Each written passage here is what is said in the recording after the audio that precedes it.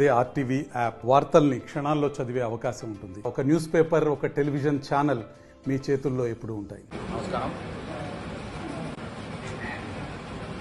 తెలంగాణ రాష్ట్ర ప్రభుత్వం విద్యా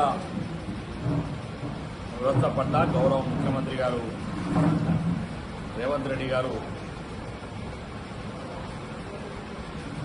ఈ రాష్ట్రంలో ఉన్నటువంటి విద్యార్థులకు ఒక మంచి భవిష్యత్తును ఇవ్వాలని ఒక ఆలోచనతోటి భారతదేశంలో ఎక్కడ లేని విధంగా తెలంగాణ రాష్ట్రంలో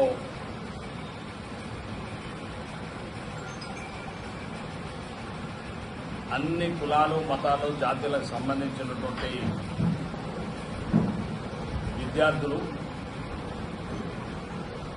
ఒకటే చోట విద్యను అభ్యసించాలని చెప్పి, అందులో భవిష్యత్తులో ప్రపంచంతో పోటీ పడే విధంగా వారి యొక్క విద్య ఉండాలని చెప్పి ఆలోచనతోటి తెలంగాణ రాష్ట్ర ప్రభుత్వం గౌరవ ముఖ్యమంత్రి గారు young India integrated residential schools ని తెలంగాణ రాష్ట్రంలో ఉన్నటువంటి 105 నియోజకవర్గాలకు ఈ యంగ్ ఇండియా ఇంటిగ్రేటెడ్ స్కూల్ ని నిర్మాణం చేపట్టి వాటిలో విద్యార్థుల యొక్క భవిష్యత్తును తీర్చిదిద్దాలనే ఒక ఆలోచనతోటి ఈ స్కూల్స్ ని మొత్తం రాష్ట్ర వ్యాప్తంగా అన్ని నియోజకవర్గాల్లో మంజూరు చేయాలని గౌరవ ముఖ్యమంత్రి గారు ఆలోచన. ఇవాళ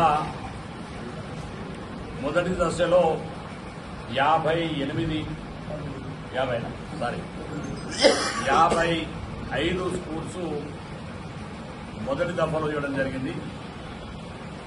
ఫస్ట్ ఫేజ్లో, రెండో ఫేజ్లో, సెకండ్ ఫేజ్లో ఇవాళ 20 ఇంటిగ్రేటెడ్ స్కూల్స్ మంజూరు చేయడం జరిగింది.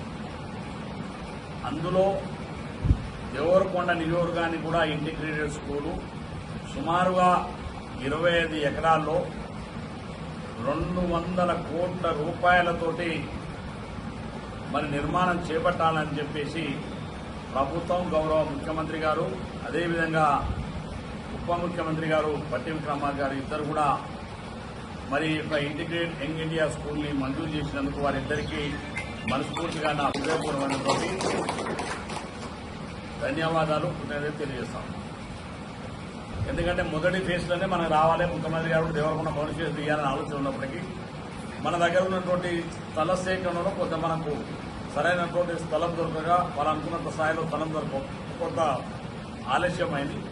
అయినప్పటికీ ఈ రెండో ఫేజ్లో మరి కొలమంతలపాడు దగ్గర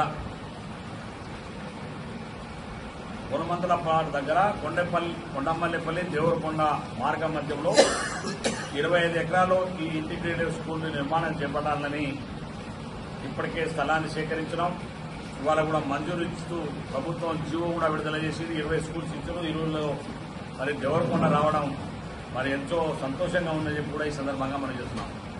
ఎందుకంటే ఈ ప్రాంతంలో మరి అనేకమైనటువంటి వర్గాలు, బడుగు బలహీన వర్గాలు కావచ్చు, ఎస్టీలు కావచ్చు, ఎస్సీలు కావచ్చు, బీసీలు కావచ్చు, మైనార్టీలు కావచ్చు, అదేవిధంగా ఈబీసీ ఆర్థికంగా వెనుకబడినటువంటి ఓసీల పిల్లలు కావచ్చు, అందరూ కూడా ఒకటే స్కూల్లో ఈ రెసిడెన్స్ స్కూల్లో చదివించాలని ఈ ప్రభుత్వం యొక్క లక్ష్యం.